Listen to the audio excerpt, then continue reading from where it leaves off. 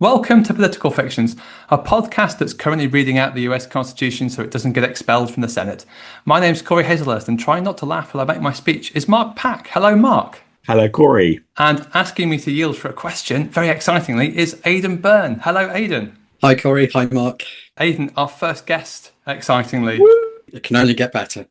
Do you want to quickly introduce yourself? I'm precariously employed at a university, and I'm currently writing a book on politicians who write creatively, so plays, novels, poetry, various other things. So I'm interested in politics in popular culture. So when I said to a group of friends that I was thinking of starting a podcast series on, but originally my idea was novels written by politicians, and someone in the academic underground network of political scientists suggested that I have a chat with you. So you're very much the Pete Best of the Political Fictions podcasts, before I then drunkenly messaged Mark about 6 months ago to say, do you fancy doing something? Because it turns out it's much easier to watch films than it is to read half a dozen books. It means I'm very, very glad that we've managed to get you into our big gleaming studio so that we can have a chat about this. That's very kind of you. And also, I'm also very excited because you've chosen an absolutely classic film. So we're going to talk about Mr. Smith Goes to Washington. So just give us a minute to brush up on our Senate procedure, and then we'll begin with the order of business.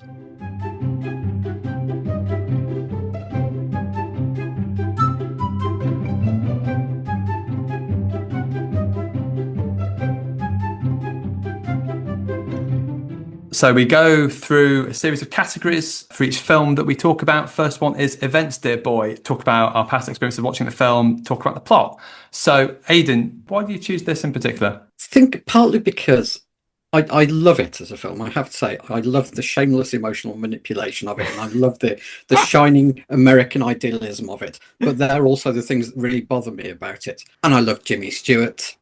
And the performances of everybody involved are just wonderful. And I think Frank Capra is underrated as a filmmaker as well. He's known for the sentimentality, but also I think some really interesting filming technique going on as well. And really, I'm a 1930s guy. The dark clouds are gathering, and yet there is optimism going on. There's an interest in democracy and the voice of the people in ways that have faded out over the years. So I'm just a shameless sucker for black and white movies in general, especially that era in Hollywood. Yeah, it's the first black and white film we've done, and I'm also very excited because I'm also quite a fan of black and white films. I'd seen this once, I think, a few years ago. Mark, had you seen it before? Yeah, so I can't remember when I first saw it or first became aware of it, but I do remember going to see it about 20 years ago with somebody who I guess, to preserve their anonymity, I shouldn't reveal which character they had a very, very similar name to, which I thought was quite funny, therefore going to see the film with them. I think they moderately enjoyed it. As Aidan says, I mean, it is a very sentimental film. You have to be in the mindset of imagine it's sort of Christmas, Boxing Day afternoon type film, isn't it?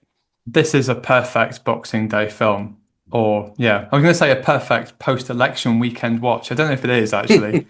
I'm not sure. No, it really isn't. Andy Burnham knows what to expect. He's been there before. But maybe Hannah Spencer, after her by-election win, it might be a good one for her to have a go at. Yes. Let's quickly go through the plot.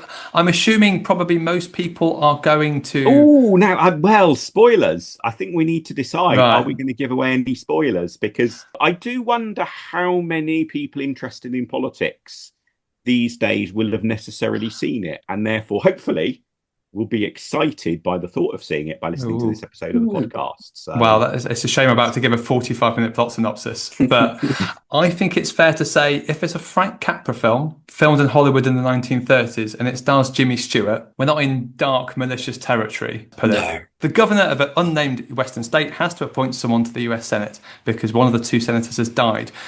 Interestingly, originally they were going to appoint Henry Hill, which I was very excited about because obviously Henry Hill, respected conservative commentator, but wouldn't have been my first choice for a US Senate post. And he decides to appoint Jefferson Smith. The governor appoints Jefferson Smith, not Henry Hill.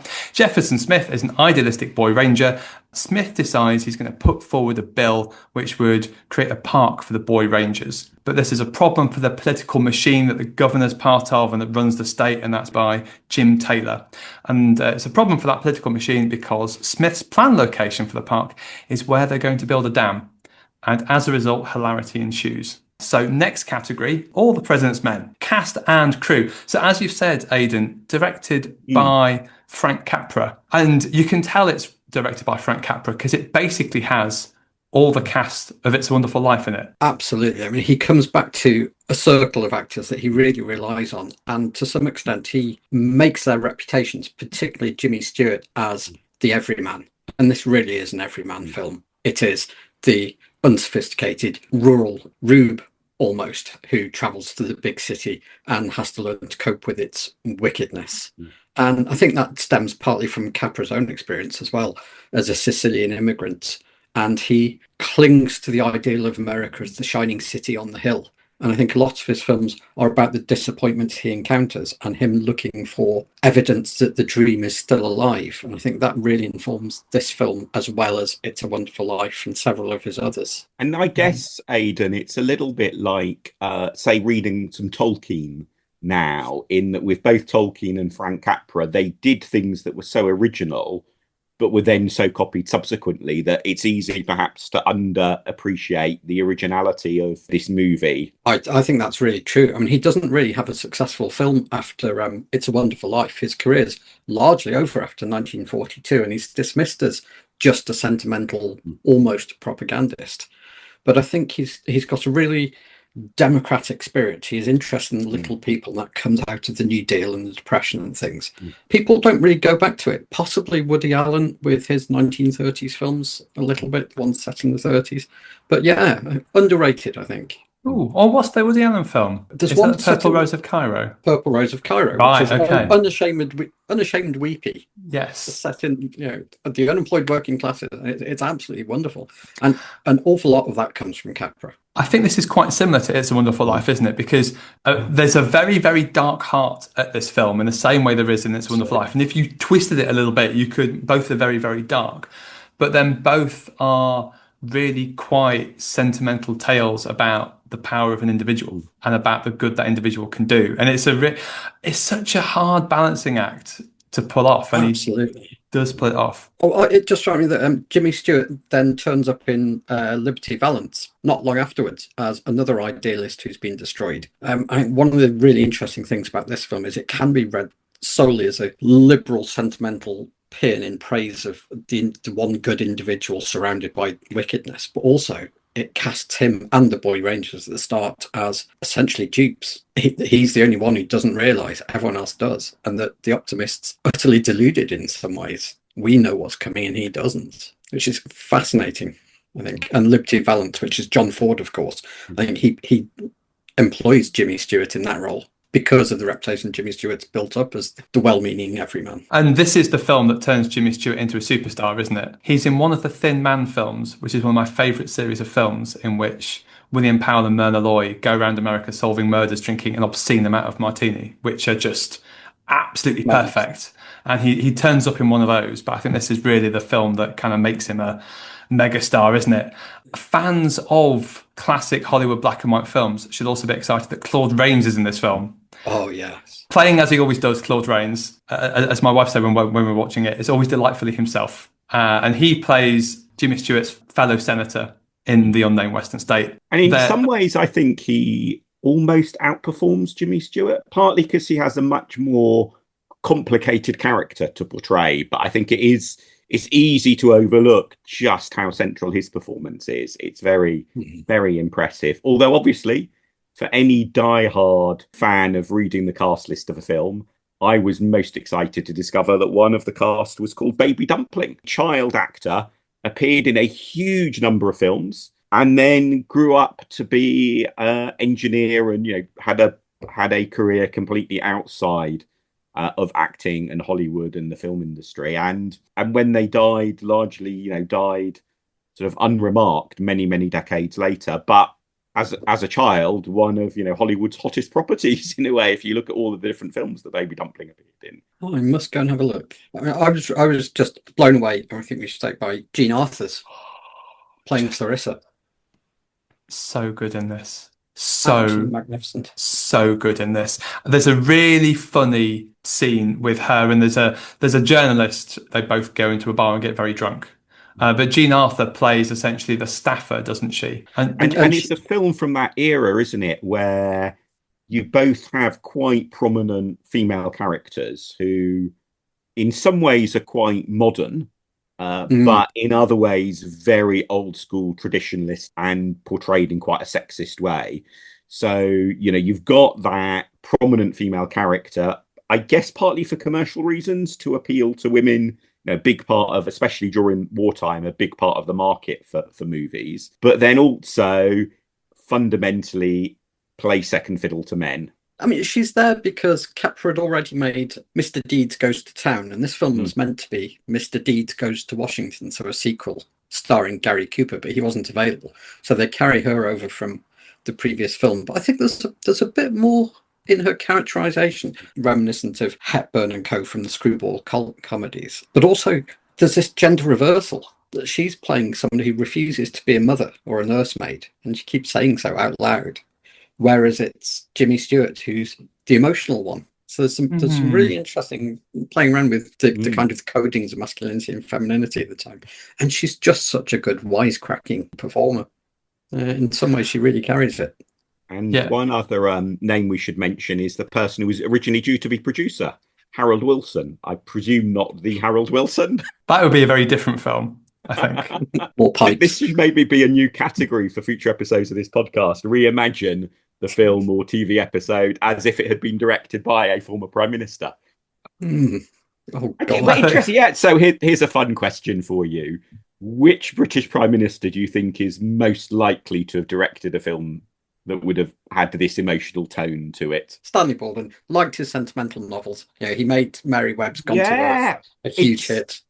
It's a bit too sentimental for, say, Benjamin Disraeli, but there's a similar sort of that sort of sense of your country with a sort of, being portrayed in Disraeli's novels that has a bit of similarity. I think definitely not Ted Heath. This is not a Ted Heath film, is it? No, can you imagine how technical the speech would be if it was a Ted Heath film?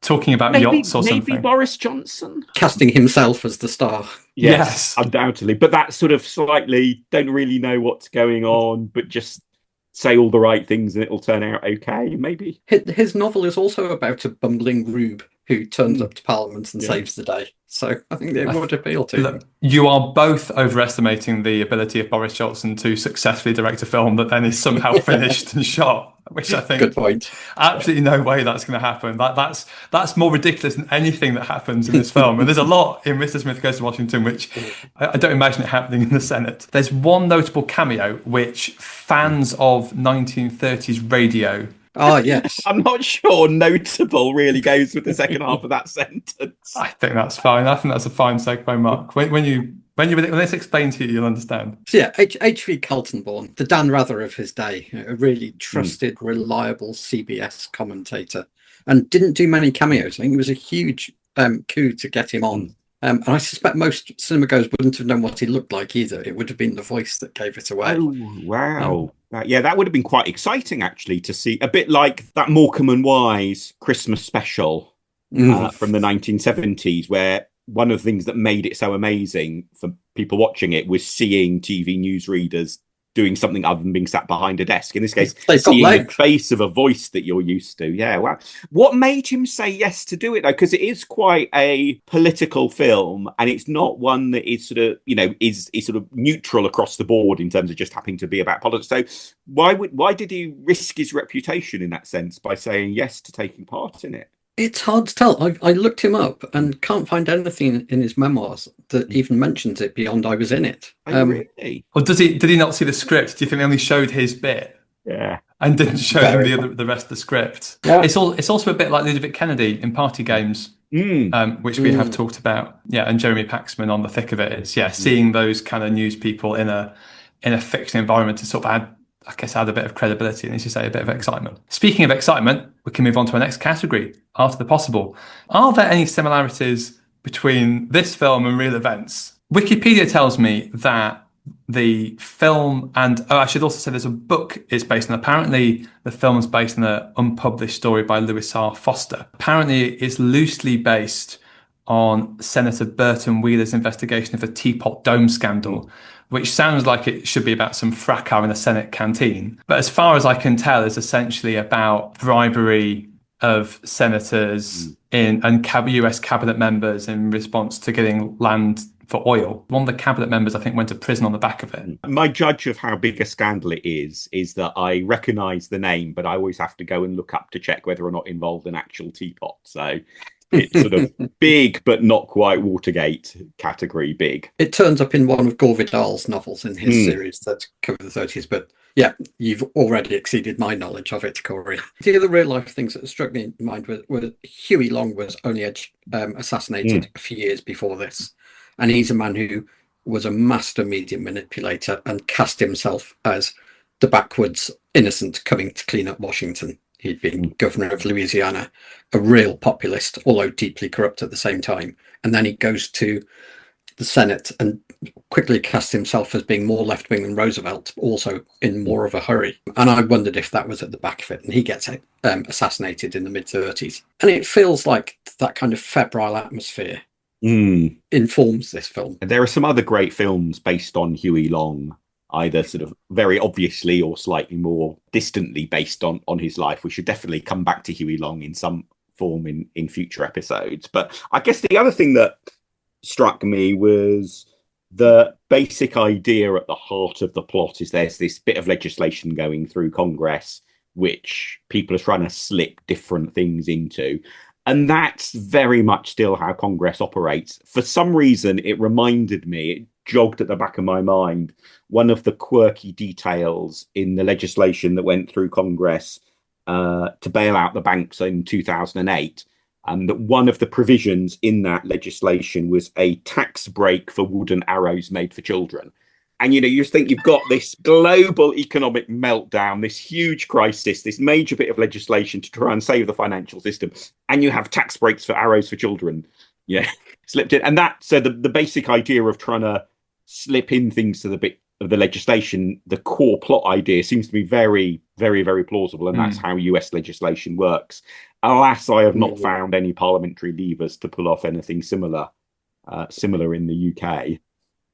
I was thinking that, Britain is very lucky in that it doesn't have that kind of pork barrel politics. Also, there isn't that ability to insert an unelected person into a vacant seat, which still happens all the time. And some of the worst characters in contemporary American politics seem to have been imported rather than elected. This plot device comes up in a slightly different way in The West Wing, doesn't it? I think there is one episode where I think it's the husband of the senator who's just passed away ends up having so obviously because it's The West Wing, you then have an inspirational chat with him and he decides he's going to do what you want him to do, which isn't quite how this film ends up. No. And in The West Wing, obviously, it has to all be sorted by the ad break. At least in the movie, you've got a little bit longer to play out the story. The Senate is portrayed in some ways in quite a complimentary way, that it is absolutely at the heart of the story. Not all senators are admirable in this film by any means, but it is sort of a sign of a vibrant, healthy, strong democracy, the role that the Senate has and how in the end the Senate does the right thing. And at the time this film was being made, that would have been the height of the sort of confrontation between FDR and Congress, and FDR in some way at war with Congress and its ability to block things and so on. And so, although I guess I would view this film as more a Democrat than a Republican film, actually, in the context of the time, it was seen as an anti-FDR, anti-Democrat film. I think that's potentially too. The presidency rarely makes an appearance or has any consequence in this film, does it? It's a film about parliamentary democracy. When the original script circulates, there's a lot of disquiet in political circles and in Hollywood circles that the power brokers might look askance at Hollywood if they film the original script, but they end up seeming quite happy with its representation at Congress. On balance, like you say, does its job in the end. And I can't think of many American films told that really are that interested in Congress or any kind of legislative body as the guarantor or the conscience of the nation. It really is usually the president. Yeah, as a oblique critique of Roosevelt, who people were saying was turning into a dictator, I think that does work as a reading.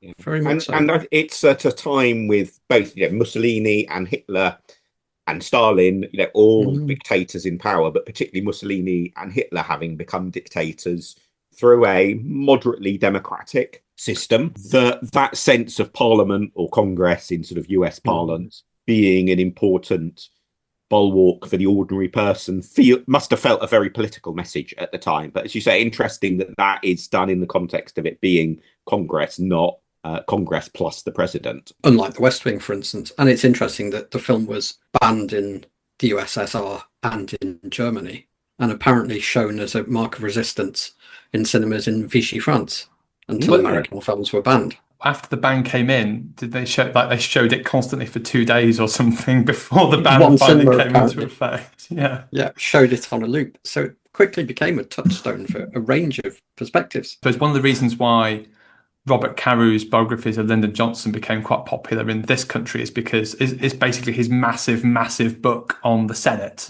when LBJ is majority leader. And part of that is because that's a parliamentary body where there is the cut and thrust of trying to get a bill passed. That is much more a function of a parliamentary democracy than it is, the president and the bully pulpit and what have you. It's a weird one with a portrayal of the Senate, because on one hand it is this august body with its rules and its love of democracy, and there's a definite hint to we're not like those terrible dictatorships over there in Europe, but then it also feels a little bit like school, doesn't it? It's very cliquey. I think you mentioned Hannah Spencer earlier, Aidan, and when you look at what people like Hannah Spencer or Mary Black say about Parliament and its kind of cliquiness and its weirdness, present company accepted, obviously. In 2024, I'm sure there were probably, and 2017, lots of MPs who weren't expecting to be in Parliament were unexpectedly in Parliament, and I can imagine them seeing him a bit like Jimmy Stewart was here, sort of going around a bit goggle-eyed at everything and thinking. I love the scene, which I think must be the first scene in the Senate itself in the film, where Jimmy Stewart is the newbie who's just turned up, and there are all of these baffling mini speeches that different people give about different procedural measures they're moving. And as far as I know, they're all sort of valid things. It's not just made up bureaucratic gobbledygook. It's actual proper. It makes procedural sense what you hear those people say. But obviously for Jimmy Stewart, it's what the heck's going on. And that did remind me a bit of my early experiences in the House of Lords, and I'm sure, would resonate for councillors and MPs and so on as well, of that level of procedure. But in a way, although Jimmy Stewart is obviously the hero of the film, it sort of feels like procedures and rule books come out as a bit heroic as well, I think. That's a very Lib Dem take on this film, Mark, I have to say. Yeah, I think that's absolutely spot on. But it really works dramatically, because what we've got is a story of innocence to experience.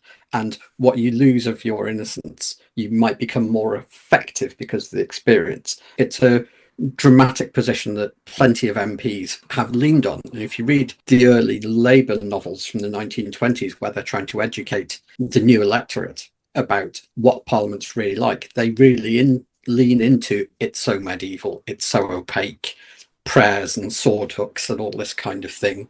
And you can present yourself as somebody who wants to get things done, rather than do all the flummery and the discourse and language. So it's a really good, easy way of positioning yourself. And I think it works beautifully in this film, but it gets more and more morally complex. And lovely foreshadowing of a future episode of this podcast where we will be doing a detective novel written by one of the first female Labour MPs. Leave that little hook tantalising there. So anyone who's listening to this episode, make sure you hit subscribe now in your favourite podcast app so you don't miss out on that in a few months' time. I'm very much looking forward to hearing that one. On a slightly different note, James Stewart keeps pigeons as pets. It made me think of Ken Livingstone and Newts as, politicians with interesting pets. The fact that the press baron is phoning up the newspapers to dictate what the front page is. I mean, that feels like such a staple trope of a certain kind of 80s, 90s British TV show. It's the kind of thing that is in stuff like Drop the Dead Donkey or House of Cards, where you feel that's very much a take on Rupert Murdoch, Robert Maxwell. So it's interesting to see of it. play. Yes, of course. Yeah. So something else of we're course doing soon. Oh, brilliant. But it's Hearst at this point, isn't it? His shadow cast a very, very long shadow over events. Which and much more controlling, I think, of his newspapers than, say, Rupert Murdoch has been in more recent times. And, Rupert Murdoch isn't exactly hands-off, but I think it's fair to say Hearst is even more hands-on. I guess that's one of the reasons why this film was so unpopular with journalists at the time. I mean, they get basically portrayed generally in this movie as just they will write whatever their editorial line tells them to, and they will flip the story completely if the editorial line changes, and that they're drunk quite a lot of the time. And you can see why they didn't like it, but I'm not sure it's that unfair a portrayal of an important strand, not all of American journalism, obviously, but there is a big strand of American journalism at the time, which this doesn't seem, wildly at kilter. Right, it's going to be very hard to get American political journalists on our podcast as guests now, isn't it? Well, after what I said about them in our episode about Watergate and All the President's Men movie, They do perform a really useful role in the show, though, because they make explicit possibly the slightly conspiracist feelings of an audience. They explain directly to Jimmy Stewart that he has entered a game he doesn't understand the rules of, and they tell him what's going to happen to him. They remind me of the assassins in all those 16th century revenge tragedies. They know what they're doing, but they can't stop doing it. And if they're Rosencrantz and Guildenstern or Duchess Malfi, they're very articulate while not having an answer to that central question. And it's one that people have been talking about in the 30s. The Frankfurt School is terrified of radio and cinema in particular as vehicles for propaganda because they appeal directly to the emotions. And here we have a very sentimental film using melodrama to explore questions of the fragility of democracy, which I find contradictory but fascinating. Well, and also, again, for such an idealistic film, I think one of the things it talks about Jimmy Stewart, and I know you've put it in your notes, Mark, but I'm going to steal it. There's a scene where Jimmy Stewart goes around punching journalists, which feels it is very John Prescott, and I can't believe I didn't make that allusion myself. But I think there's a part where he's talking with them, and he says, "Well, it might be Jean Arthur, but essentially, you can be honest because you don't need to be elected." A similar remark, or to the extent that the way to get re-elected is to sit on your hands and say nothing. And so it is very much this idea that anyone who tries to tell the truth, that's, as you say, that's not the game that should be played. The game that should be played is you've got here, the machine's got you here. If you're just very nice and don't do anything, you can have a very nice sinecure here for decades. It's a bit harsh to say that's kind of what Claude Rains' character is doing. You sit quiet, you play the game.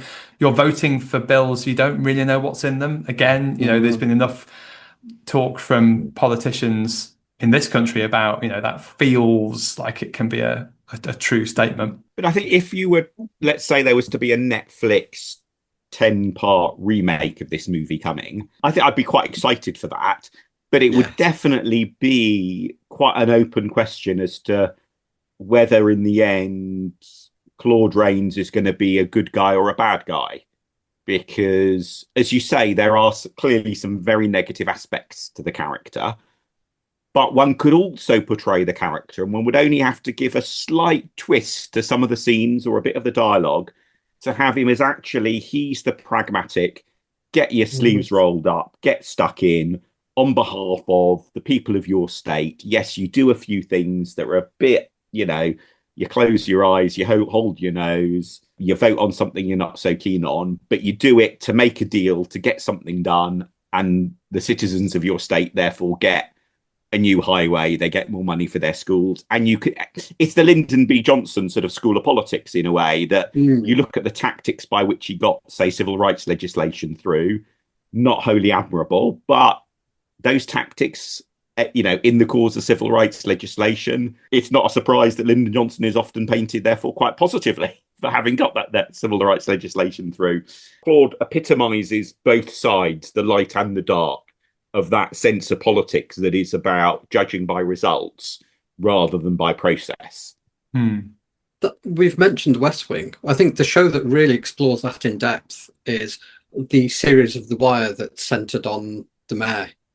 Yes, Aidan of Byrne, course. isn't it? Yeah. I think that explores that in depth, the idea of how much pragmatism and compromise should you put up with. That's another 8 hours on my to-watch list to do another episode of this podcast, isn't it? As well as, I mean, Citizen Kane is now on with a Hearst reference. You know, Claude Rains got to do Casablanca as well. So, you know, the hours are clocking up. Having thrown in Disraeli's novels as well, and then you're going to go Trollope and Dickens and...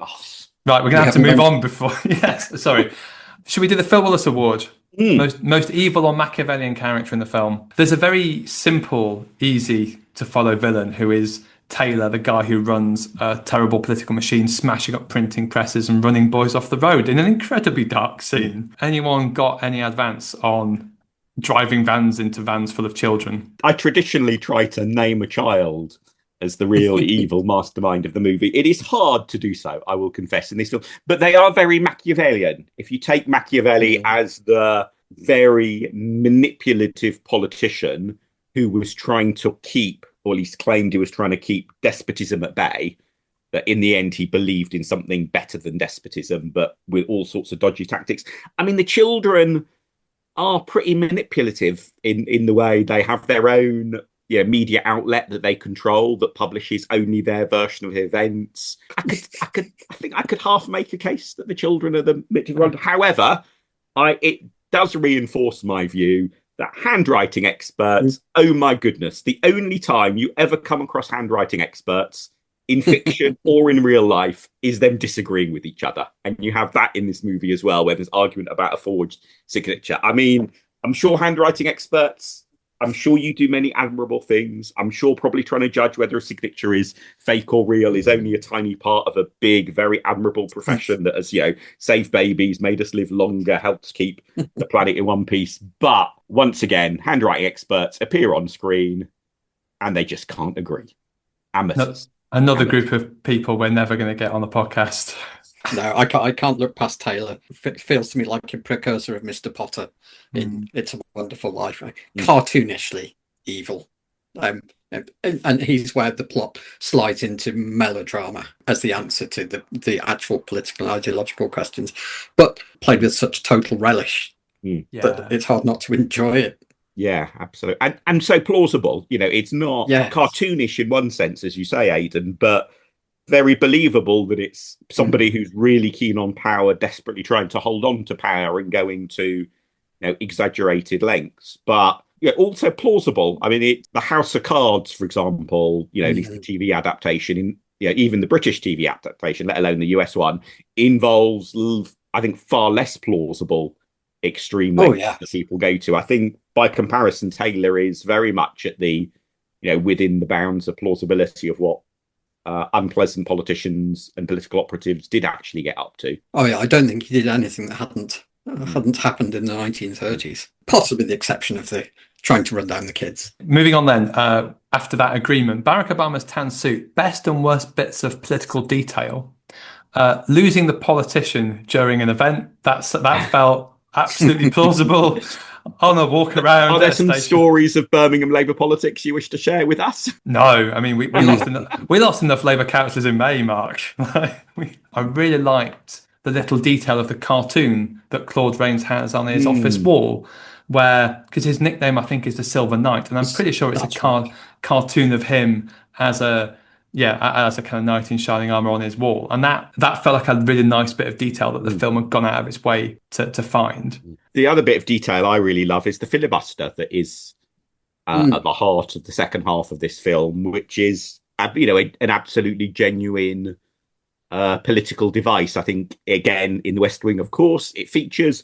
But, the two longest filibusters on record are as absurdly long as the one in this film, even maybe slightly longer. So Cory Booker, I think he went for 25 hours and Strom Thurmond went for 24 hours, the latter back in the late 50s, trying to block sort of civil rights legislation, Cory Booker being rather more on the side of goodness and light in his much more recent filibuster. But that whole idea of talking for basically a full day, only being able to yield the floor for a question, but not for any other purpose, because if it's for any other purpose, the filibuster is over and you might not be able to get back in.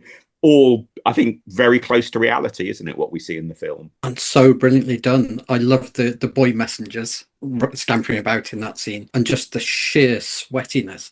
He can't do it in real time, but it feels like it is. The film, the cutting, the editing just slows down, and there's so many static shots, and they're all sweating, and it just feels absolutely magnificent. And there's quite a few scenes in the film where the state of James Stewart's forelock tells you a lot about his mental and emotional state, which is very true of a lot of films of this period. It's the equivalent of is it Sam Seaborn with his glasses in West Wing? Yes. Yeah. Yes. So, the forelock, as you were saying, for James Stewart or Sam Seaborn, and the glasses, it gives you just in case you're not sure, it gives you the clue as to what the emotional register is. It feels like the jury room scenes of 12 Angry Men. Yes. And the intensity and the claustrophobia of it. I like the use of architecture. Cheesy, but also very simply propagandist, in the sense that you've got the contrast of these classically designed political spaces, particularly the Capitol Dome, which appears in a couple of scenes. You see it framed in the Washington Railway Station entrance, and you see it framed in his office window at one point. And you've got that contrast of architecture that's meant to inspire people to idealism, and the grubby things that's going on inside it. And it's kind of cheesy. In the first time it appears, he says to the pack of journalists and political operatives who are mobbing him, "Have you forgotten to look up, or have you forgotten what this is for?" And this kind of very phallic Capitol Dome symbol is looming over them, and they haven't looked at it for ages.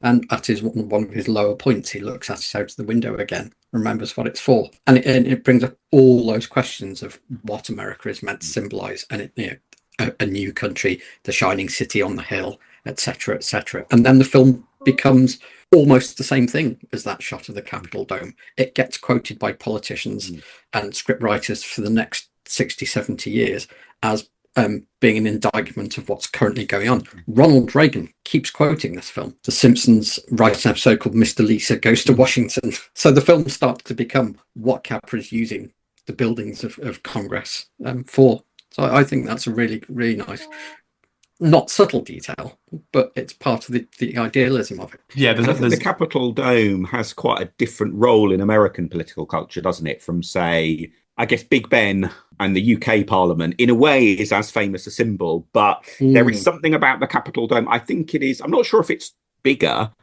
but it is somehow much more dominant within the city than Big Ben is, or the Houses of Parliament overall are in central London. I've only been to Washington, DC once, but certainly my memory was, in a sense, it's a bit more like something like the Shard, as in you keep on seeing it from unexpected angles and so on.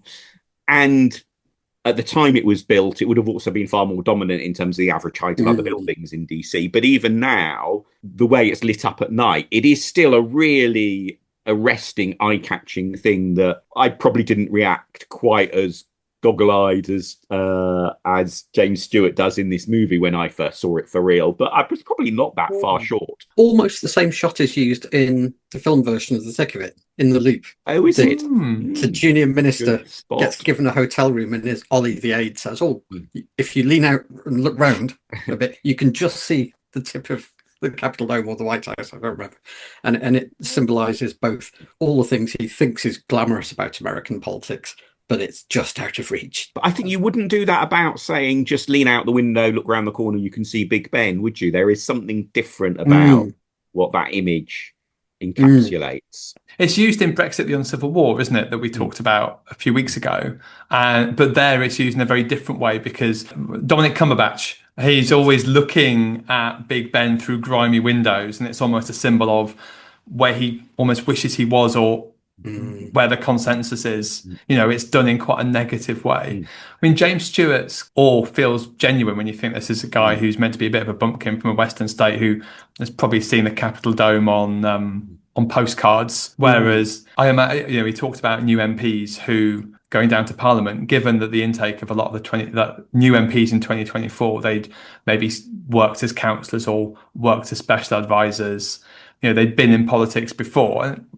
Nothing wrong with that, but what I mean is, if you go down to Westminster, you're not going to have that awe of saying, here is this great seat of democracy, because you've probably been there already. You might have been for a select committee hearing, or you might have had a tour of a senior mate there or something. Like, it's a very different kind of dynamic, isn't it? I think so. And also the two buildings represent very different things. So, the Capitol building, the whole complex of American government, it's meant to symbolize the new Rome, which is ambiguous. It's the Senate, the Forum, the Republic, but also an empire. Whereas the British Parliament complex is this fake idea of unbroken tradition.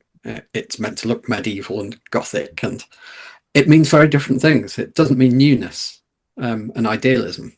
The Gothicism of it. It lends itself to dark deeds, whereas dark deeds in the Capitol building look even more nightmarish because those buildings are meant to inspire you to do better. I suppose that's a liberal vision, whereas the House of Parliament is quite a conservative vision of politics. Lots of dark corners to push people out. I mean, the New Statesman, he pushes people out of windows, House of Cards, people pushed off the top. Somebody gets dumped in the Thames in Murder in the House of Commons. And actually, there's the Netflix series, The Residence, is about a murder in the White House, where when you don't have this, which is so a lot of it's about the White House building itself. There isn't necessarily one about, I can't think of a murder mystery in the Capitol. Also, Jefferson Smith is a pipe smoker. I was very excited. So another nice oblique reference to Harold Wilson there. Wilson, yeah. Maybe the original would-be producer, had a bit of influence on the details of the film. Wasn't it true that Wilson actually smoked cigars in private? It was, yeah. Excellent. So it was a prop. It was all a facade. Right, let's get out of the dark. Actually, no, we're going further into the dark corners. Next item on the agenda, a very British coup. Are there conspiracy theories in this film? A property development conspiracy, always the very best sort of conspiracy. I think that's what drives the whole thing.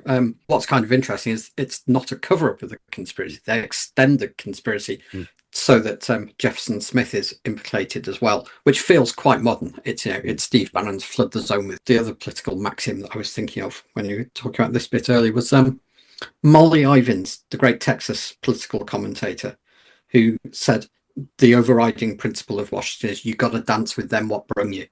And Jefferson doesn't. And so their answer to that is make it look like he has. The echoing cynicism of that is genuinely dark. And he has no defences. And it's not too far away from that populist conspiracies that we've talked about in a few fictions, Mark, which is essentially like they're all at it. Although, interestingly, the property development sort of conspiracy is around making money out of the value of property, but that profit is going to be generated by the state building some infrastructure. And there's no suggestion that infrastructure is overpriced or unnecessary. You can easily imagine a remake of this movie that sort of just tilts the story a bit. And maybe there are people who are worried about the scandal around this infrastructure because maybe it would stop the infrastructure happening and lose out all of the benefits from it. It's quite a subtle conspiracy in that sense. And it would be hard to make it in Britain because there's no way a dam would ever get built. So it would just be completely implausible. How to win an election, best and worst bits of electoral strategy. I mean, you've already mentioned one, Aidan, which is just appoint someone without having an election at all. A foolproof method. Very good bits with James Stewart about how not to interact with journalists. Absolutely. Don't say stupid things. Don't make stupid gestures. Don't punch journalists. Pretty sound advice. Rather more prosaically, there is the idea of pick an important cause for your constituency, the people who voted for you, and make sure you deliver on that. So they have got something out of their elected or appointed political representative. Again, part of the plot is about this idea of a newbie that the experienced hands try to control. I think there is definitely a lesson there, maybe even applicable to the current Keir Starmer first premiership that is in place at the time of recording, where the Labour Party thought it was getting a whole large core of very loyal new MPs, lined up ahead of the 2024 general election. But they've turned out to be a little bit less loyal, a little bit less pliant than I think Keir Starmer and Morgan McSweeney were hoping they would be. And again, that feels very similar to what happens with Senator Smith in this movie. He's not as pliant as those who appointed him thought he was going to be. And there's a bit about party management, isn't there? So there's a lot of conversation in the machine about how you deal with Jefferson Smith. And Claude Rains' character sort of has the view of, the brute force and intimidation won't work with the Jimmy Stewart character because he's too honest. I think that leads into some of the sexual politics of this. Clarissa, played with Jean Arthurs, she's paid to lead him astray at the start, except she's been underestimated, and she gradually thaws as his idealism comes to turn her. But there is this assumption that, a honey trap will work. But there's also the gaggle of political women or politics adjacent women that you see at the station when he arrives as well. Sexuality seems to be a concern in this film as one of the weaknesses that can lead people astray, even the most innocent. I think that seems, we've seen that played out in real life so many times. But at the same time, it is Clarissa's strength and knowledge, political knowledge, that makes the second half of the film work. She's hard-bitten, she's cynical, she's seen it all before, but she's not muddied by it all. But sexuality, I think, is part of the mix here. He starts off as sexless. It's part of his thing as a rube. So I assume they think that he will be just swept away by the first woman to pay an interest in him. But the fatal flaw in their plan is they give him a woman who is not feminine. She is classically beautiful, but she is not feminine behaviorally, which is why she keeps saying, I'm not going to nursemaid him, I'm not going to change his napkin at one point. That's their flaw. They don't understand women. I think that's Capra subtly bringing in some more progressive politics. He's interested in women, and he's also interested in the people in general as what supports what can make good things happen. And that includes black people, who don't appear very often, but the porters who help Jefferson escape the backroom boys. I think it's quick and subtle, but it's subtly inclusive as well. That's interesting, because I took a slightly different view of that scene, which is because in the end the porters abandon the luggage and walk off. I took that as being a bit more of a caricature of sort of lazy black American workers not doing their job, just sort of walking out halfway through. That was, in a sense, perhaps symptomatic of the times, but symptomatic in a rather unfortunate way. But you see something more positive about the portrayal of those black Americans. Did, but now you're making me rethink it, because that's a really sustainable reading. I thought it was played for laughs, mainly because it's the pigeons that are left. It's the fact that they kind of leave. They get Jimmy Stewart off and they leave, and they kind of give the I think it's the man, isn't it, the box of pigeons. That feels like a quite comic scene. Although I don't know what cultural importance pigeons have in the US, because I think if it was a British movie, the pigeons would be quite a powerful cultural symbol of social divides. Pigeon racing has been a huge part of the history of sport in Britain, but is often looked down upon, often sort of almost like quarantined as this weird thing that working class people in one part of the country do. And so, the pigeon racing, it's a bit like if you decide to feature, say, rugby league rather than rugby union in a film, it comes with a bit of social commentary. I don't know whether pigeons, the Ken Loach of the animal family in the US as well, or whether they are just played for laughs as amusing animal to pick. Because my impression is that it feels a bit amusing, and that it's part of the, as you said, Aidan, the fact that Jimmy Stewart, his character is quite sexless, quite gormless, but nice guy, but a bit dim. That the pigeon keeping feels part of that. Well, it's a very nice thing to do, but it feels like you ought to have grown out of it by the time you're 30. I'm also conscious that I wonder if there's some, like, our American listeners are screaming at this point, going, "Don't you understand the thing with the pigeons?" You can't understand American culture until you understand its relationship to pigeons.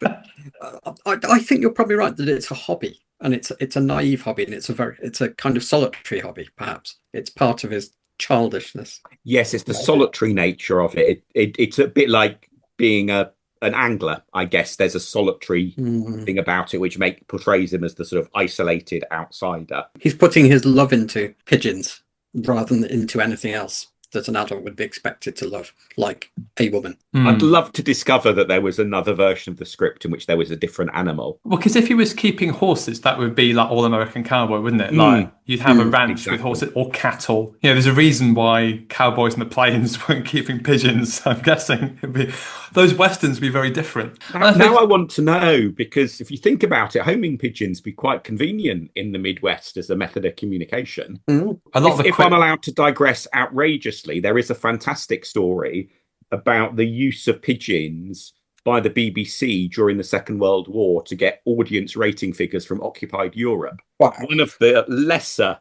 more niche contributions to the defeat of the Nazis in Europe in the Second World War was pigeons being dropped into occupied Europe with the hope that brave individuals would fill out little survey forms and provide intelligence back to that the homing pigeon would then bring back to Britain. Obviously, there were other more weighty issues that that intelligence operation was hoping to glean insight on, but one of them was, what it was the impact of the propaganda being broadcast by the BBC over the radio to occupied Europe. I'm speechless. Thank you for listening to the Pigeon Podcast.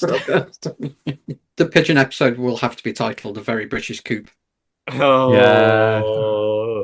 Sorry.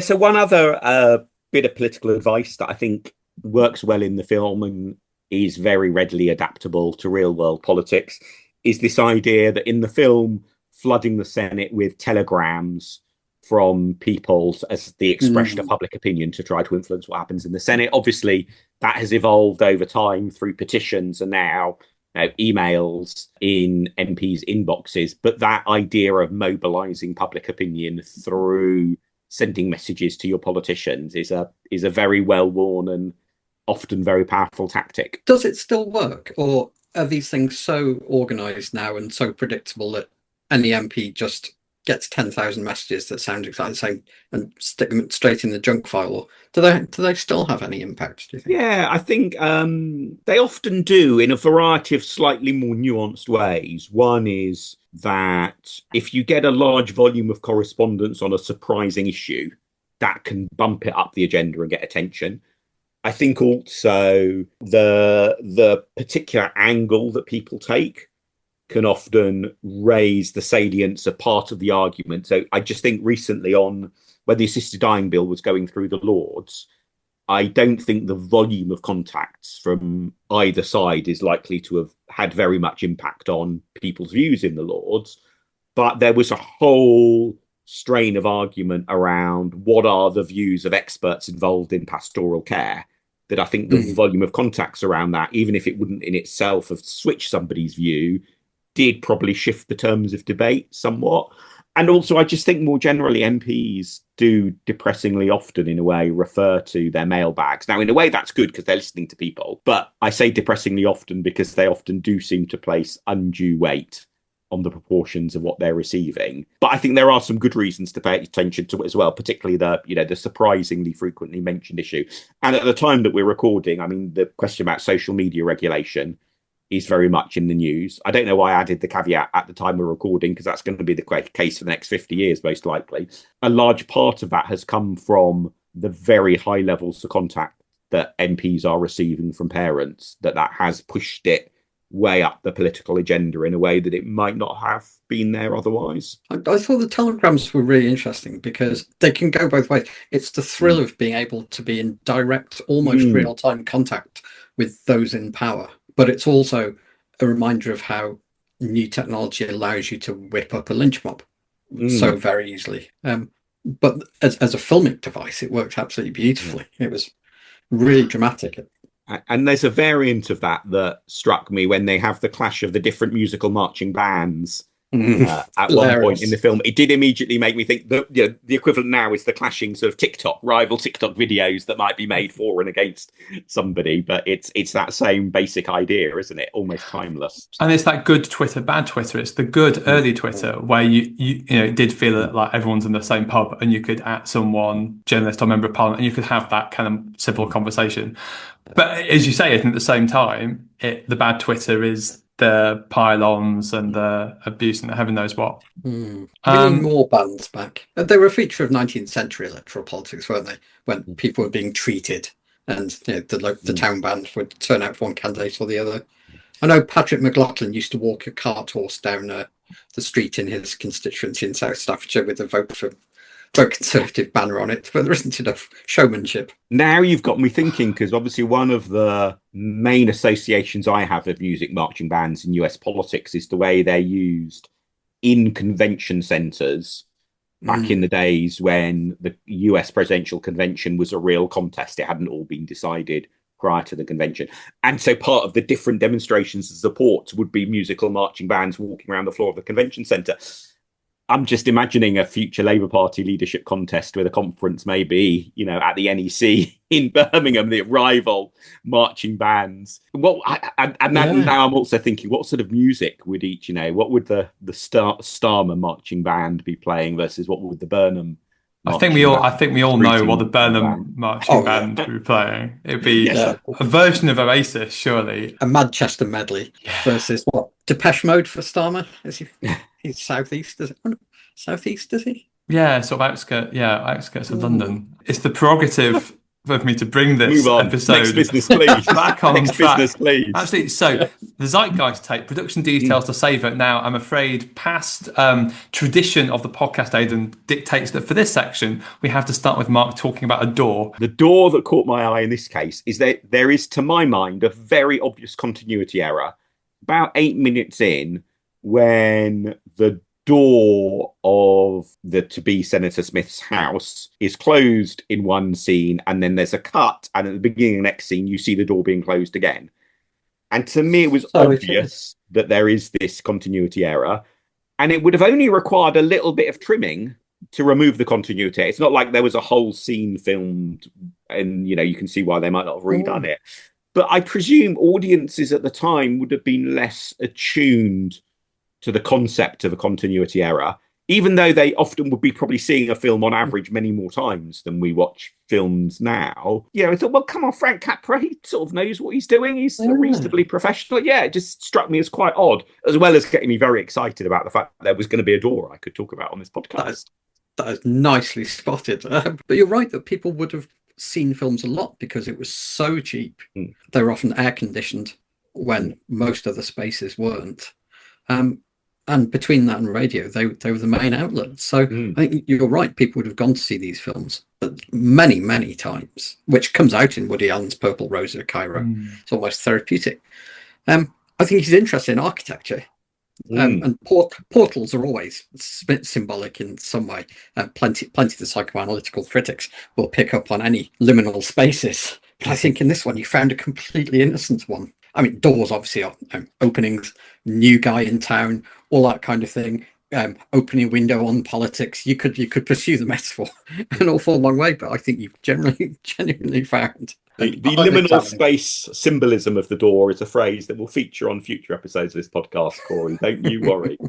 No, but I'm waiting for the Mark Pack re-editing of Frank Capra's classic films to get rid of all the continuity errors. If I can do this, I'll improve this movie. Absolutely. We've talked a little bit about the very not subtle political messaging of a lot of this film. I like the not very subtle highlighting of very relevant text on the Lincoln Memorial at key moments. And you've talked about African Americans in this film, Aidan. There's one bit where Lincoln Memorial, freedom, and immediately cuts to someone who's obviously quite an elderly African American. I don't know if they would be old enough to have experienced that. Probably not quite, because this film isn't not quite, probably. But I mean, the symbolism is definitely there, and there's a nice foreshadowing of the filibuster when Jimmy Stewart's sworn in as a senator, and the vice president says, "Now you can talk all you want to." Some nice things about the filming of it. So we've talked about the Boy Rangers because the Boy Scouts wouldn't let their name be used in the film, and also the Senate and Washington wouldn't let Capra film in the Senate building or in the Capitol. So in the Capitol, it's very similar to Offside, a film we've just talked about.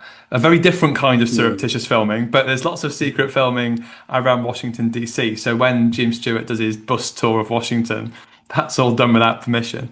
And then also, they basically rebuild the Senate set from scratch in a Hollywood studio, which is, I mean, it looks very, very authentic as far as I can see. And I guess it makes... I guess having to rebuild the set makes it better because of the unrealistic elements that are added. So although the bulk of the set is a very accurate reproduction of the Senate, having the extra seating for the public around the top, which is then used to give that sense of what are the public thinking, what are the media thinking, etc., works well. And also the rearranging of the seating so that people are seated by party rather than alphabetically, again, gives something to the movie. Although the thing I thought that is best about the Senate set is not so much the set itself, but the extras in it. in that the other politicians who are sat in the Senate actually look like they're sat right. And I think it's quite a hard thing to describe, but you see this so often with scenes in, say, the House of Commons. And we mentioned this in the Iron Lady film, where you've got a set that is pretty good in terms of looking like the House of Commons, but the MPs are all sat there like they're sat neatly in class. It just doesn't look and feel right. But somehow the way the Senate extras are sat, they look like proper senators.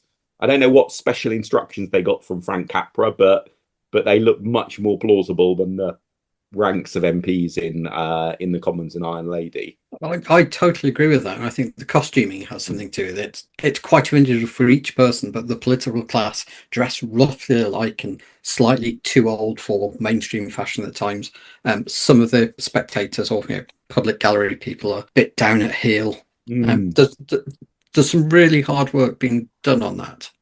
Yeah, and actually, so you've talked about a 10-part Netflix series, Mark. If that was, say, it didn't transplant it into the modern day, let's say it was the 10-part Netflix series, but set in the 30s, everyone would have very, very stylized 1930s suits in a way that wouldn't look very authentic. Because as you say, Aidan, it's a really good point that, everyone has slightly older clothes than you'd expect because no one's gone out in 1939 and bought their new suit, but you do get that sense of aging. And there's something about Jimmy Stewart as well, isn't it? I mean, he's a hugely charismatic person, but he's only charismatic at the right moments in the film. And I think, that is probably partly to do with his acting skill, I'm sure, but also to do with the choice of what clothes he's wearing and how he's lit and so on.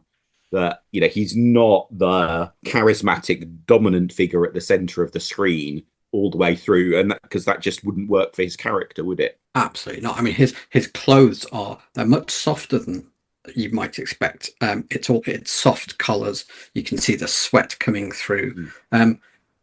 The clothes emphasize his vulnerability in a way that some of the others don't. Some of the other clothes, particularly Senator Payne, exudes someone who's comfortable in power and powerful spaces, whereas he's sometimes too overdressed. The tweed suits in The Baking Sun in Washington, things like that. I think there's some really interesting symbolic stuff being done through the costuming that make him seem very vulnerable, which he is, and very porous. And his hat, I guess, epitomizes that, particularly the contrast between the way he fumbles and drops the hat in the film that sort of accentuates that portrayal that you've just mentioned, Aidan. But I've also seen some still photos of the making of the film where you see him sat waiting to do his bit or whatever. And when it's outdoors, he's often got a hat on. And the hat makes him look like I expect him to look, this really handsome, successful, stylish Hollywood star. And to the way that the hat is done, I mean, obviously people watching the movie won't have... Well, actually, I guess they may have seen photos of Jimmy Stewart, wearing a hat and looking stylish, but if they had, they won't have seen many because he wasn't that famous before this film.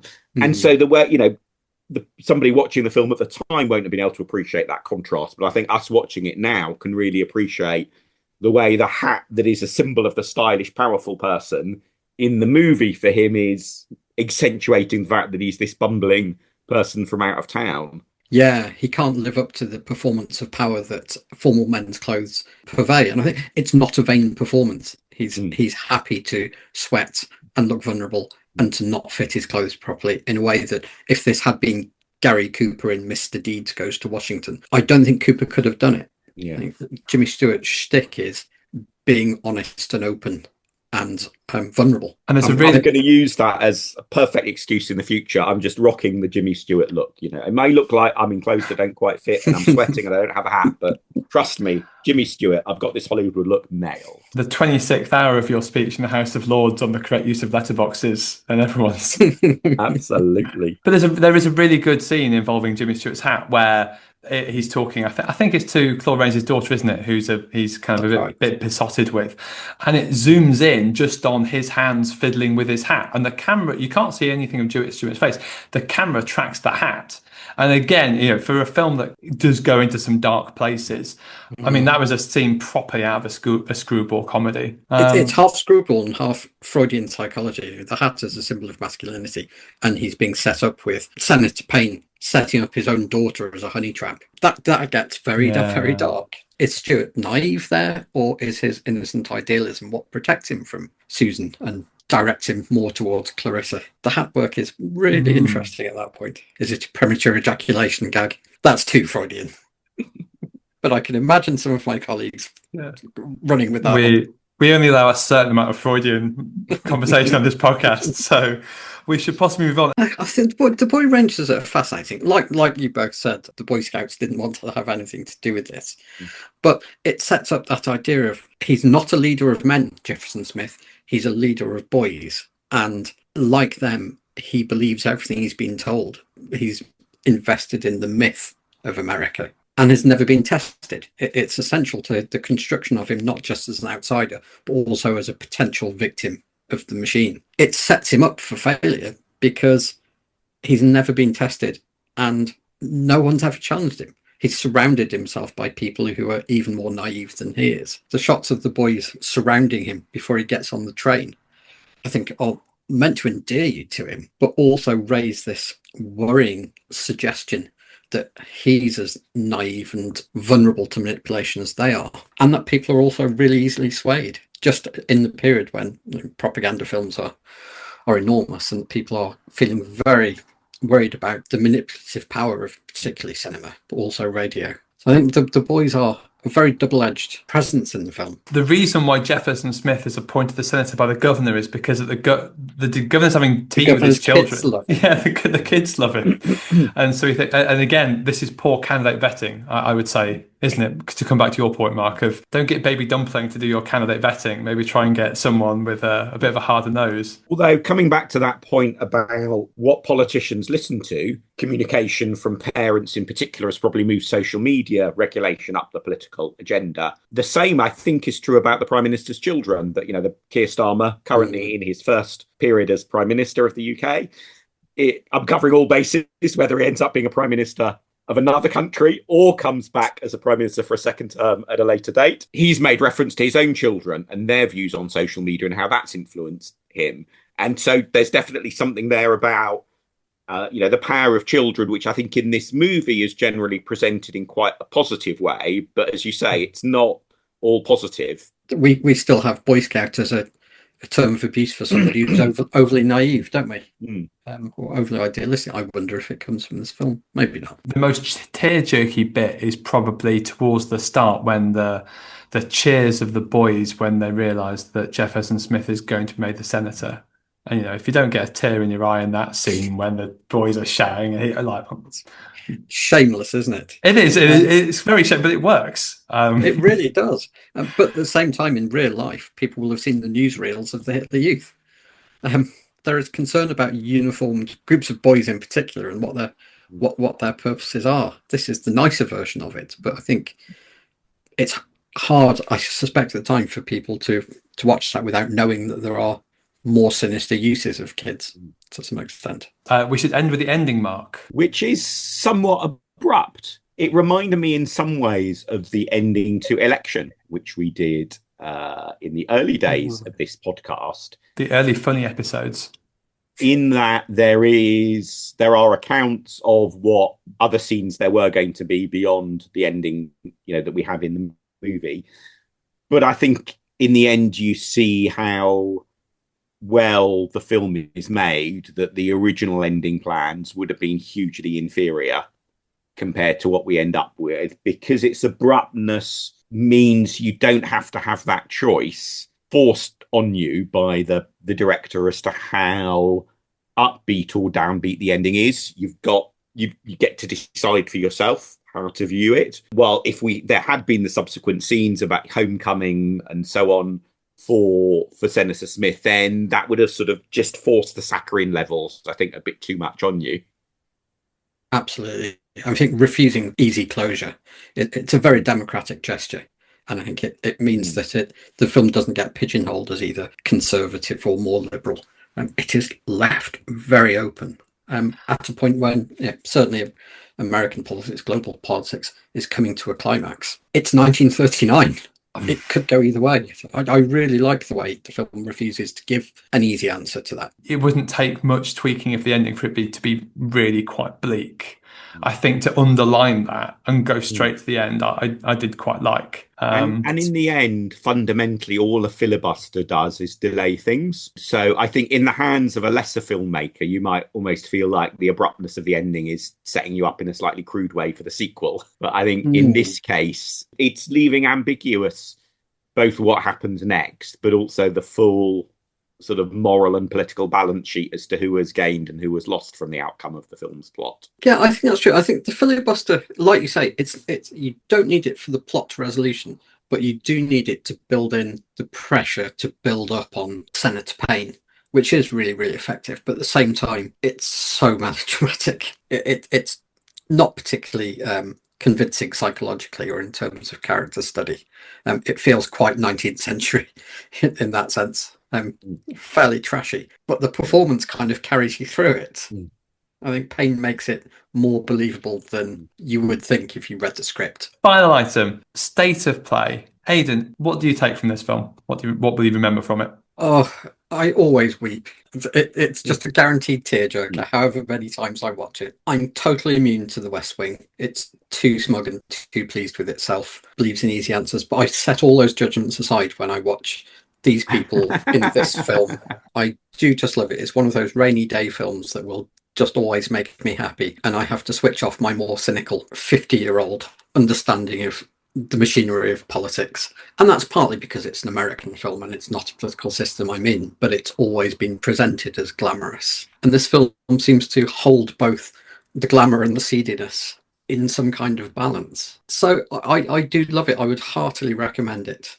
It's shamelessly emotionally manipulative, but if you go with it, it will just carry you away, and you will end up caring about these characters, even though we all have reservations about aspects of it.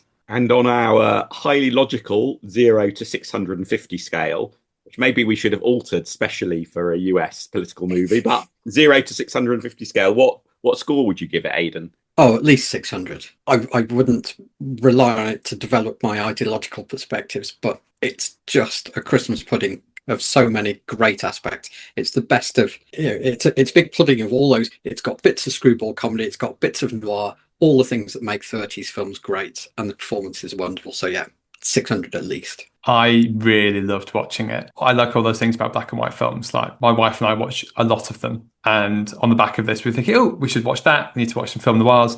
I'm going to add The Glass Key to the list. Speaking of 30s political film noirs, Mark, it's just really, really entertaining, isn't it? So I watched it on Monday. Oh, it's 2 hours. Oh, blimey. Okay. I'm not going to get in any night before going in the office tomorrow. But it flew by. Oh, it's so good. Because the weighting that I have on my sampling massively overweights black and white films. I've given it probably a higher score than anything apart from this house. I've given it 550 out of 650. Ooh, just, wow. Yeah, classic. Speaking of redemptive arcs, Mark. Well, I'm a bit the party pooper then, I'm afraid. So I very much enjoyed watching it. I'm really glad, Aidan, that you suggested it and that I've watched it. It also makes me want to watch other films, or maybe this is also one for our list of future episodes, Cory, such as State of the Union. But I do feel watching it about once every 20 years feels okay. That seems to be the cycle I'm on in my life. And I think in the end, the implausible saccharine nature of it, just rather than being, I guess, as it is maybe for you, Aidan, the sort of comfortable jumper that you like slipping into on Boxing Day, for me is just a bit too off-putting. So judging it by compared to other things that I've recently watched, I want to rewatch this probably more than, say, King's Game, the Danish political thriller that we've recently covered in this podcast. But I don't want to rewatch it as much as, say, the Party Games episode from Yes Minister. So that means there's a narrow gap between those two scores that this one has to fit in, which gives it a 410. So massively lower than your score, Aidan, and even a long way lower than your score, Cory. I am the party pooper of this episode. I'm sorry about that. I'm just the weighting on your MRP poll is all wrong, Mark. And what can I say? A cold and shriveled soul. Yeah. Thank you so much for coming out. This has been a lot of fun. We should definitely find other stuff. I'd love to. Thank you so much for having me on. It's just a pleasure to be able to talk about these things with people who are so informed and knowledgeable and have different views as well.